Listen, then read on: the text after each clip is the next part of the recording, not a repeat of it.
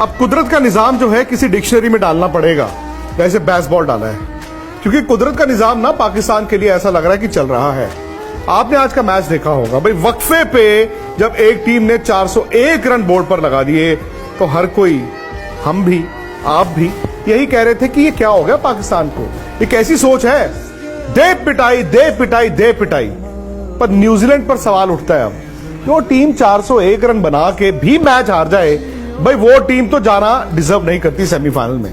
हाँ, पाकिस्तान की दिक्कत यह है कि उन्होंने लेट स्टार्ट किया है, वो बड़े मैच हारते रहे, सिर्फ बांग्लादेश, नेदरलैंड्स और श्रीलंका को हराया, तो वो भी डिजर्व नहीं करती।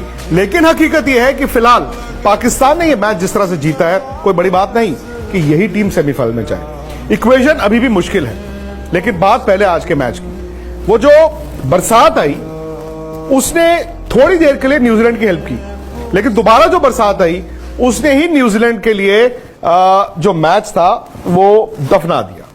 भाई आप 402 चेज कर रहे थे, अब्दुल्ला शफीक आउट हो गए थे, लेकिन फखर जमान ने जिस तरह बैटिंग करनी शुरू की, और फखर जमान की बैटिंग आपको 90s की बैटिंग की तरह दिखी होगी, जैसे सईद अनवर खेलते थे।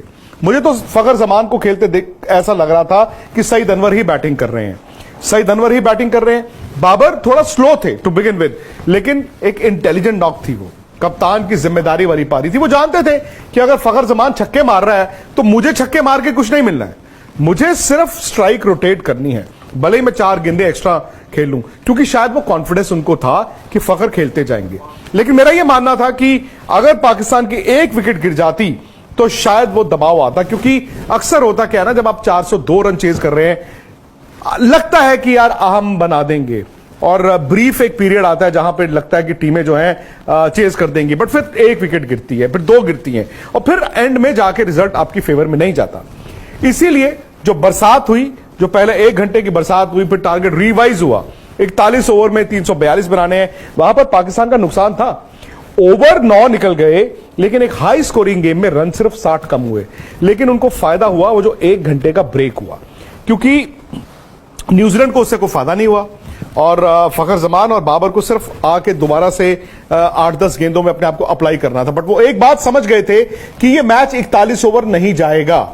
यहीं पर न्यूजीलैंड ने चूक की, क्योंकि पाकिस्तान जानता था कि भी बरसात दोबारा आएगी, हमें सिर्फ डकवर्थ लुइस में आगे रहना है और इतना मार्जिन लेके चलना है कि हम 41 ओवर नहीं सोच रहे, हम 41 ओवर में 342 नहीं सोच रहे, हमें सिर्फ डकवर्थ लुइस में 10, 15, 20 रन का जो इजाफा है वो करते रहना है।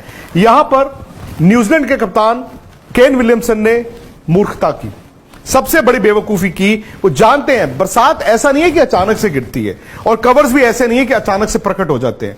आमतौर पर आप भी टीवी पे मैच देखते हैं, वो बूंदें गिरनी शुरू होती हैं, वो हल्की हल्की हल्की हल्की बूंदें गिरनी शुरू होती है, फिर कवर्स आते हैं and then they go off. और मैं जब मैच देख भी रहा था तो वो लग रहा था कि बस यार ये 5-7 ओवर की गेम है। वहां पर उन्होंने क्या किया, ईश सोडी को शेरों के सामने डाल दिया। अब ईश सोडी लेग स्पिनर हैं और उनके सामने फखर जमान। उस ओवर में आए 20 रन, 20 रन आए उस ओवर में, और पाकिस्तान जब बाहर निकला उसके बाद तो बरसात इतनी हुई कि मैच होना ही नहीं था, 21 रनों से जीता है। सो बात वहीं आ जाती है कि न्यूजीलैंड ने भी तो पाकिस्तान के हाथों में खेला, पाकिस्तान ने द मोमेंट न्यूजीलैंड पे दबाव बनाया, न्यूजीलैंड जो है वो क्रैक कर गया। अब न्यूजीलैंड टीम का भी देखा जाए तो भाई अभी भी लगता है कि वो सेमीफाइनल में जा सकते हैं, क्योंकि नेट रन रेट पर अगर आप नजर डालें और पॉइंट्स टैली पर नजर डालें तो भाई टेक्निकली अभी भी 3 टीमें हैं, न्यूजीलैंड, पाकिस्तान, अफगानिस्तान, ये तीनों टीमें हैं। अब अफगानिस्तान इनसे आगे है, क्योंकि मैच भले ही वो 4 जीता है लेकिन खेला 7 है।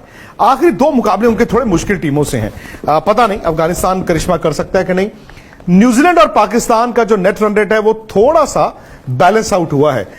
मुझे नहीं पता कि रनों के लिहाज से कितना फर्क पड़ा है, लेकिन चूंकि पाकिस्तान ने जल्दी रन बनाए तो हो सकता है जो 85 रन का इन दोनों के बीच या 15 ओवर का जो फासला था, हो सकता है कि वो तकरीबन अब 50 रन या 45 रन पर आ गया हो, मतलब 40-45 रन का दोनों टीमों के बीच नेट रन रेट का फर्क है। अब दिक्कत यह है कि न्यूजीलैंड ने 9 तारीख को मैच अपना आखिरी खेलना है श्रीलंका के खिलाफ। अब उस मैच में भी बैंगलोर में बरसात फोरकास्ट है, और फिर पाकिस्तान ने खेलना है इंग्लैंड के साथ 11 तारीख को अपना आखिरी मुकाबला।